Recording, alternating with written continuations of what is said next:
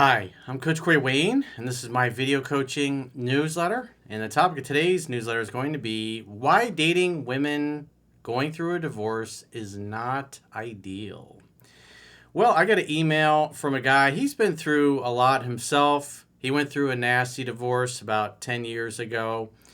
And so about 4 years ago, he started seeing a woman. I guess she lives in another state. He refers to her as an alpha female. She's successful, has her own business, but she's also in the process of going through divorce.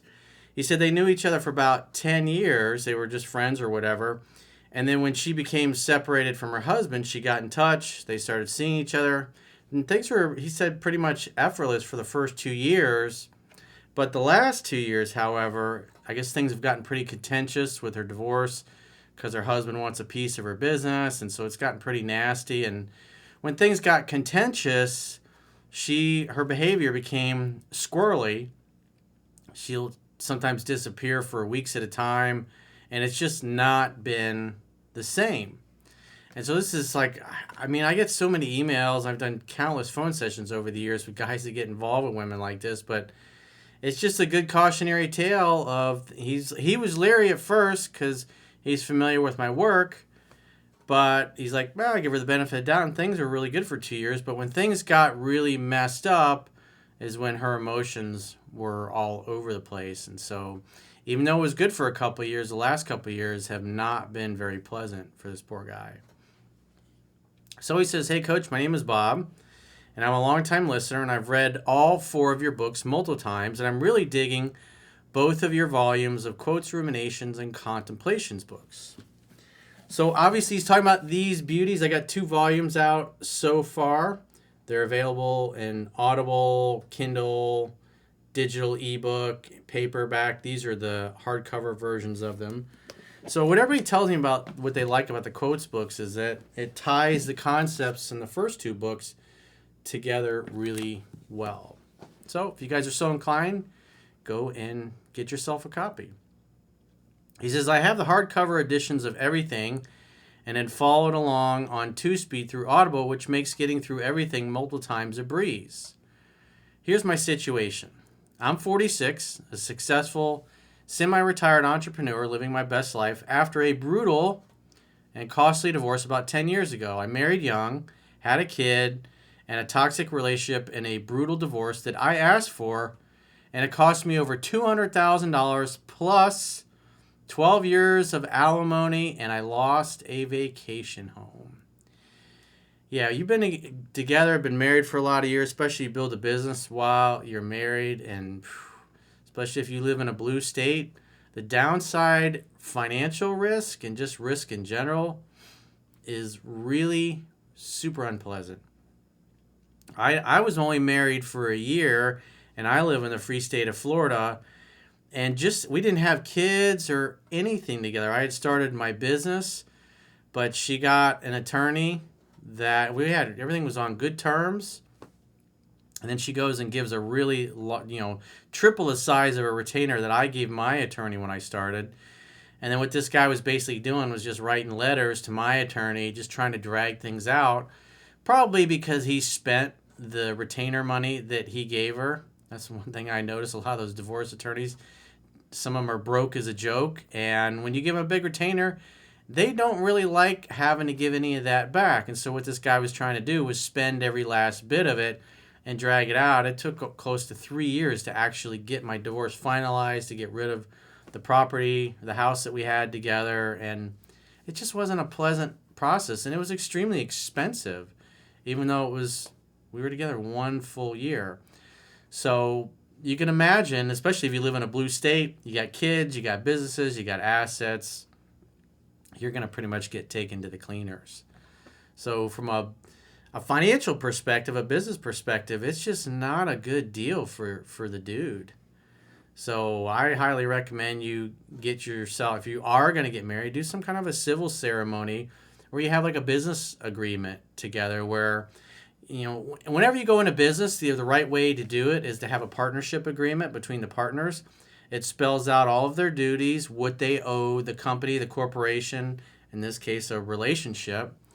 And the consequence is if one or several of the partners don't hold up their end of the bargain. How do you disengage legally? It's like you take care of all that stuff, and then if you're gonna, what if one of them wants to dip, wants to retire early, or has an illness, or maybe gets hit by a bus? It's like, how do you handle their part of the equity, or their relatives? They're gonna inherit that kind of stuff. So you can do a good job with spelling all these things out in a partnership agreement, and then you guys can get each other's rings, and you can have a little ceremony with your friends, not involving any religious people or the state for sure.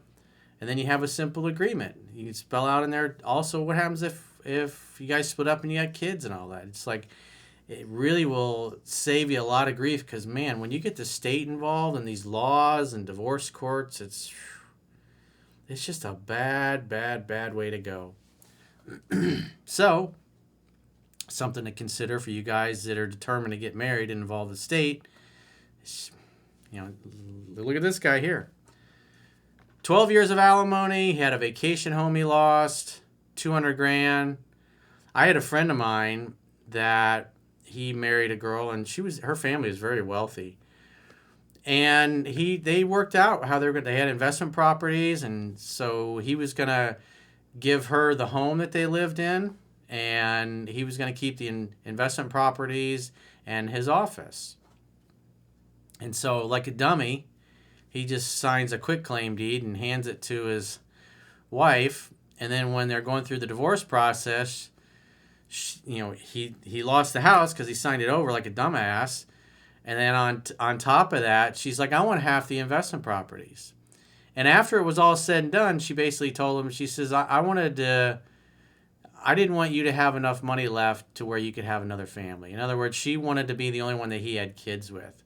And so she smiled to his face and lied her ass off and had every intention of stabbing him in the back. And I've known her pretty well. We've known each other 20 years as well. I knew his wife, and I was like, geez, I was surprised that she did that. It's disappointing, but man, it's like when emotions get involved, there's no logic. There's no reason, especially with a woman. They look at things different, and when their emotions get involved, they're gonna get really squirrely. And like I said, my buddy, he's like, figured they had everything worked out. Just like me, my ex-wife, we had everything agreed to, but she just turned it all over to her attorney, and unbeknownst to her, he's writing all these letters back and forth. And obviously, every time my attorney writes one back, I get charged for each letter going back and forth. And so I spent thousands of dollars in this letter, and this is going back 25 years ago. Thousands of dollars in this letter writing campaign. Also, my ex-wife to be, her attorney, could basically not have to refund any of the retainer that she had given him. But because the attorneys, it's like the longer the conflict goes, the more money they make. It's in their interest to keep it going and keep it contentious. So, and we were divorcing on good terms. And what ended up resolving, and I wrote about this in my book, was I ended up calling her father and told him what was going on, because he's like, why is this still not finished yet? So I called him up, told him, I was like, hey man, I could use your help. And when I told him what was going on, he thanked me for it, and he hung up the phone with me and called their attorney and basically told him to knock it off and to get the signed separation agreement over to my attorney. And my attorney called me literally the next morning and said, hey, I got the agreement here. We scheduled the hearing, and then 30 days later, I was finally officially divorced. But you guys really got to think very carefully before you get involved, because even when things seem nice, you get attorneys involved. And like my buddy, it's like he eventually left his wife through the last 3 years of their marriage. They weren't having sex, and it was just a bad situation. But he thought they had everything worked out, and so like a dummy, he just trusted that she was being honest with him. Signs over the personal residence, and the judge was like, hey, you signed a quitclaim deed, you got nothing. And so he ended up losing half of his investment properties as well, all because she was vindictive about it and was trying to punish him financially and make it so he couldn't afford to go and have another family with somebody else, which he ended up doing anyways. But It sure would have been nice because that was probably over $1 million worth of net worth that he just woof. He lit a match to $1 million. Poof, gonzo. All because he was gullible and trusted his ex-wife to be, who hadn't had sex with him in over 3 years. But the goal is I want you guys to learn from this stuff, especially you younger guys. You learn from us older dudes that have been through it and got a few nicks and bruises here and there, scratches. So he says, I learned that you can't put a price on peace and happiness, and I've been dating some of the hottest women, but have no desire to be married ever again. About 4 years ago, a woman I've known for about 10 years, and who now lives in another state, became separated from her husband. She began reaching out and pursuing me before she even filed for divorce. I was reluctant to get involved. Well, I even talk about this in 3% Man, why you shouldn't get involved with these women, because again, women are emotional creatures, and especially there's butt hurting involved. It's like, it's very likely that they'll say one thing and then somebody starts talking in the air. It could be a friend or a relative, could be a new boyfriend. That was another thing. My ex-wife started dating this guy, I don't know, 6-8 months after we had split up. And he was trying to be helpful, and, so he started creating problems just because he was trying to get her to go after me, and he thought he was being a helpful boyfriend, and it just kind of gummed up the work. So you never know. That's why I said you get the state involved. It's, oh, God, what a nightmare. He says, I was reluctant to get involved, but the connection was one of those once-in-a-decade types that you talk about. For 2 years, it was effortless on my part, and I began to make myself too available to video chat or to talk on the phone, normally something I wouldn't do with women I've dated who live in my city, but the long-distance thing threw me off. So his game was tight for about 2 years, and then he started becoming an emotional tampon on the telephone. So on top of that, on top of her divorce becoming contentious, he starts becoming more of like a therapist on the phone and then spending less time in person. So therefore, she lost respect for him. And once she lost respect for him, then that just exacerbates the situation when her divorce becomes difficult and contentious. He says, she flew out to see me multiple times and invited me to come stay with her, and we rendezvoused to multiple vacation spots all over the world. She's a successful alpha female who runs her own business, and she has the flexibility to travel regularly, just like me, as opposed to many women I've dated who only get 2 weeks of vacation a year and are not available to travel. Yeah, that's the other thing. If you're an entrepreneur and you can make your schedule and you can come and go as you please, and you're dating a woman that has a corporate job or the type of job where she gets like 1 or 2 weeks vacation a year, you're like, hey, let's go away for the weekend and take Friday and Monday off. She's like, oh, I got to put in a request, 60, 90 days in advance to get those days off. And it's like, ugh. It's nice not having to deal with that. She's playful, feminine, smart, matching love languages, and hands down the best sex of my life. About 2 years ago, she went cold and completely stonewalled me after an international trip that I thought was amazing. We went from video calling multiple times every day to sending a vague I miss you or I love you text every few weeks. When I'd respond with variations of great hearing from you, I miss you too, when are you able to connect, I would be met with silence for 3 weeks before getting another I love you text. So the other thing to keep in mind there, it's like, so this is not, you can't put all this on the girl because this guy, his game seemed to be tight for 2 years. And as he admits, he got really sloppy and started violating principles. And so if you're trying to make a date and then you get ghosted for 3 weeks, you're going to try one more time to make a date. And if you get the same response, then you're going to stop bringing up getting together until she brings it up next. And since she's in the middle of a divorce, and so part of the problem is 2 years in, this guy's emotionally invested. He's projecting his fantasy onto her of what he wants her to be or who he believes her to be. And then he's ignoring the fact that she ghosts him for 3 weeks. And then he goes right back to the same behavior, over pursuing, being too nice, too available, when he should have just looked at the situation and recognized that he made a mistake or had made a lot of mistakes and just kept dating other women. He says, I backed off completely using your 7 principles to get an ex back and took note of your advice about dating women who are going through a divorce, and hers is messy like mine was. This worked, and 8 months later, she reached out and said her divorce is almost done and she doesn't want to live her life without me, and asked if I would consider seeing her again. I probably should have just made her earn me back a bit more, but things just seemed to pick up right where we left off. Except this time, I didn't make myself as available to talk or video chat, and probably did 5% of the pursuing, if that. So, okay, so he took corrective action, which is good. So, good job on that. But he's still involved with a woman in the middle of a divorce that's not going well. She flew out 3 times, and I spent most of last summer out with her, though I got my own place for the weeks she had her kids, and we did 2 more trips together. The last trip, about 2 months ago, was great, but when we got back, it was a repeat of stonewalling. Maybe he was acting dopey in the trip. More than likely, also, things are really screwing with her emotions because of the divorce. He says, it took her 3 weeks to reach out after we got back, and she had some very loving words and even told me I'm her soulmate. Oh, I'm your soulmate, but I haven't heard from you in 3 weeks. You got to look at the actions there. And part of the problem is this guy's a little dopey over this girl. It's the best sex he's ever had in his life. And again, he's looking at his fantasy of who he imagines her to be and ignores the fact that she ghosted him for 3 weeks. I mean, that's just rude. That's not loving. That's not kind. And this guy should have been dating other women, but he's just, he's got this girl on a pedestal. He's being extra nice to her.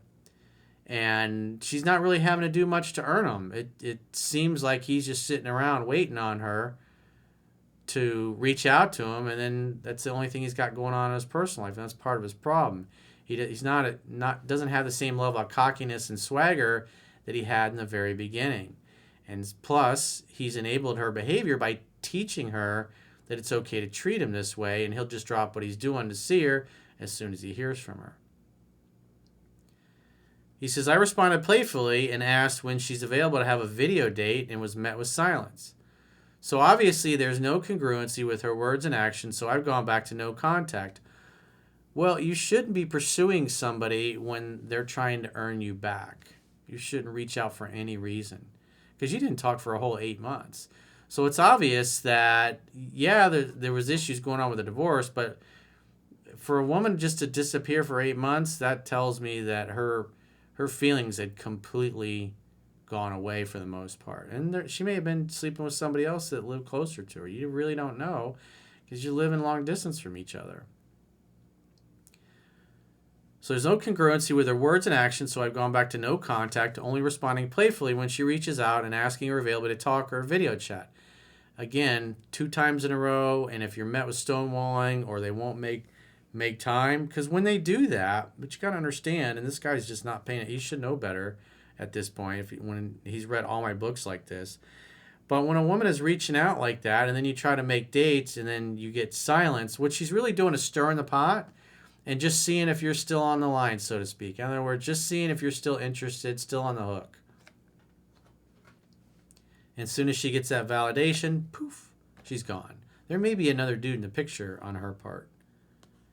He's unprepared to walk and never look back, and I've stopped asking her availability to get together when she does reach out. Again, the book says no more than twice. So does 7 Principles Get an X back, but it doesn't seem like you followed that because you're trying to force her to want you more and to make more of an effort instead of letting her come to you at her pace. He says, I still respond playfully and unperturbed. My divorce took 2 years, and hers seems to be taking even longer to complete because the ex is trying to go after her business, her parenting schedule, etc. In the meantime, I continue to date 2 or 3 local women, but I don't have the same chemistry or spark as what I had with her. Well, what you got to look at is that, so what? It's like you're not seeing her, and what's happening is this guy's projecting his fantasy onto her, and he's making all kinds of excuses and rationalizations for her behavior. And plus, on top of that, he's enabling it. It's like every time she finally does reach out, he's like begging her to spend time with him or video call, and then she just blows him off. And then as soon as she does reach back out, he goes right back to kind of over pursuing a little bit. He says, I feel like I know your material enough and have not repeated the same mistakes as the first go around, But you got to understand, it's like it taught her that you're always going to be available and you're always going to be waiting around. You're always going to be willing to jump through your butt to spend time with her. So you've given her all the leverage in the relationship. In other words, you kind of made her the leader and the man in the relationship, and you became the chick, and that's why you're sitting around with blue balls and your thumb up your butt. He says, with the exception that I should have told her to just call me when her divorce is final. Well, I mean, what should have happened when she came back, and I discussed this in 7 Principles Get an Expect, but it doesn't look like you listened, is that she has to do 100% of the calling, texting, and pursuing from there on out. And it seems like once you started spending time together again, that you kind of went back to pursuing, as you said, 5%. But as it talks about in 7 Principles Get an Expect, if she's trying to earn another chance with you, she's got to make the effort. She messed it up. She's the one that ghosted you. She's the one that disappeared for 8 months. And then she's the one that asked you for another chance. But when she asks for another chance, doesn't mean you go back to pursuing her again, because that's part of what got you rejected the first time around. That's why when you've gotten dumped, you've gotten blown off, as the 7 Principles Get an Expect, she's got to do 100% of the pursuing, and you didn't follow that because you were in la la land. You're acting too dopey over this girl. My plan is to continue dating, but I'm half tempted to just ignore any future messages from her due to the disrespect and ignoring my question about getting together. Well, again, you keep asking her to get together when you shouldn't be doing that. You're not following what my book teaches. So I'd be nice, I'd be playful, but unless she brings up getting together, I wouldn't mention it at all. And again, it says right in 7 Principles Get an Expect, when you ask a girl to get together and she won't make the plans, you don't ask.